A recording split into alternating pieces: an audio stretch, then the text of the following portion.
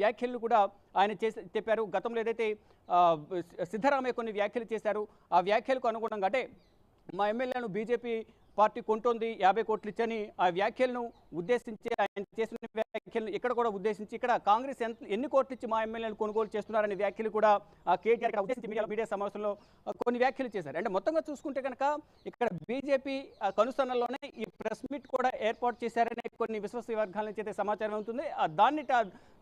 దీనికి సంబంధించి కాంగ్రెస్ను టార్గెట్ రాహుల్ గాంధీని, మరోవైపు రేవంత్ రెడ్డిని టార్గెట్ చేసుకుని ప్రెస్ మీట్ అంతా కూడా నిర్వహించారు. ఇక మొత్తంగా చూసుకుంటే బీఆర్ఎస్ను త్వరలోనే గంపగుత్తగా బీజేపీలో విలీనం చేయబోతున్నారనే సంకేతాలు అయితే ప్రధానంగా వినపడుతున్నాయి. మొదటగా నలుగురు బీజేపీ రాజ్యసభ ఎంపీలు ఎవరైతే ఉన్నారో బీఆర్ఎస్ సంబంధించి బీజేపీలో సంకేతాలు బీజేపీ ఇటు BRS parliamentary party Rajya Sabha parliamentary పార్టీని బీజేపీలో విలీనం చేయబోతున్నారు. మరోవైపు ఏదైతే పెండింగ్ ఉందో ఇప్పటి వరకు కాంగ్రెస్లోకి వచ్చిన 7 ఎమ్మెల్యేలు మరో ఎమ్మెల్యే ఈరోజు రాత్రి జాయిన్ కాబోతున్నారు.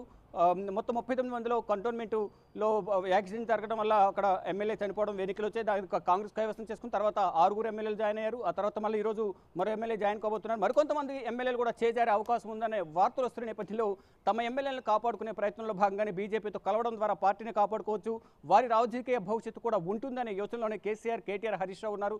దానిలో భాగంగానే మరోవైపు కవితను బయటకు తీసుకురావాలి ఏదో విధంగా అనేది ఇక్కడ నిర్ణయించుకున్నారు. దానిలో భాగంగానే ఈ బీజేపీతో మంత్రాలు జరుపుతున్నట్లుగా ప్రచారం జరుగుతోంది. దాదాపు ఈ చర్చలన్నీ కూడా ఒక కొలిక్కి వచ్చినట్టు తెలుస్తుంది. త్వరలోనే అన్నీ అనుకున్నట్లుగా జరిగితే మరో వారం రోజుల్లోనే ఈ రాజ్యసభ పార్లమెంటరీ పార్టీకి సంబంధించి అంటే రానున్న పార్లమెంట్ సమావేశాలని 22 నుంచి పార్లమెంట్ బడ్జెట్ సమావేశాలు జరగబోతున్నాయి. ఈ బడ్జెట్ సమావేశాల సమయానికి బీజేపీకి సంబంధించిన అగ్రనేతలందరితో కూడా చర్చలు ముగించుకుని ఈ బీఆర్ఎస్ రాజ్యసభ పార్లమెంటరీ పార్టీని విలీనం చేయబోతున్నారు. దాని తర్వాత ఎవరైతే కాంగ్రెస్ వైపు చూస్తున్నారో రాష్ట్రంలో బీఆర్ఎస్ ఎమ్మెల్యేలు వారందరూ కూడా బీజేపీ వైపు డైవర్ట్ చేసేందుకు ఇటు హరీష్ రావు కూడా ప్రయత్నాలు చేస్తున్నారు. దానిలో భాగంగానే ఈ ఢిల్లీ పర్యటన కొనసాగింది. ఇటు హరీష్ రావు కూడా కొంతమంది తనకు అనుకూలంగా ఉన్న వారందరూ కూడా బీజేపీలోకి పంపించే ప్రయత్నం చేస్తున్నారు.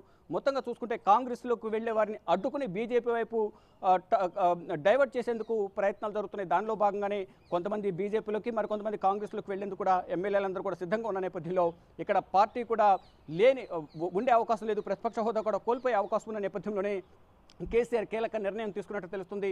ఇక్కడ ఒకవేళ పార్టీని విలీనం చేస్తే బీజేపీలో విలీనం చేస్తే తండ్రి విలీనం చేస్తే కనుక కుమారుడి రాజకీయ భవిష్యత్తు ఏంటి అనే దానిపై కూడా కేటీఆర్ రాజకీయ భవిష్యత్తు ఏం కాబోతోంది. ఇప్పటి వరకు వర్కింగ్ ప్రెసిడెంట్గా ఒక వెలిగిన కేటీఆర్ రాను తెరమరుగు కాబోతున్నారా అనే చర్చ అయితే కొనసాగుతుంది.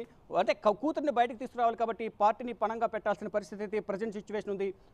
ఇప్పుడు వరకు చెప్పుకున్నాయి అన్నీ కనుక జరిగితే కనుక త్వరలోనే కేంద్ర హోంమంత్రి అమిత్ షాతో కూడా కేసీఆర్ భేటీ అవకాశాలు ఉన్నట్లుగా ప్రచారం జరుగుతోంది. Renu, thank you Shiva.